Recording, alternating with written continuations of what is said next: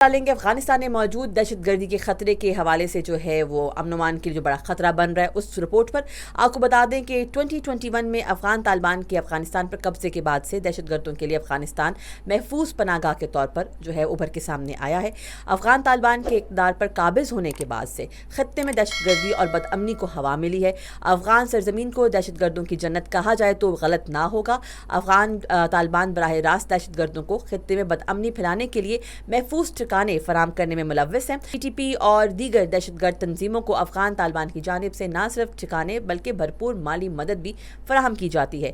خطے میں مسلسل دہشت گردی اور بد امنی کو ہوا دینے میں افغان طالبان اعلیٰ کار کے طور پر عیاں ہو گئے ہیں۔ افغان طالبان کی سربراہی میں ٹی ٹی پی اور ISKP دہشت گرد تنظیموں نے افغانستان میں اپنے محفوظ ٹھکانے قائم کر رکھے ہیں۔ افغانستان سے ہونے والی دہشت گردی سے پورا خطہ بالخصوص پاکستان سب سے زیادہ متاثر ہوا ہے۔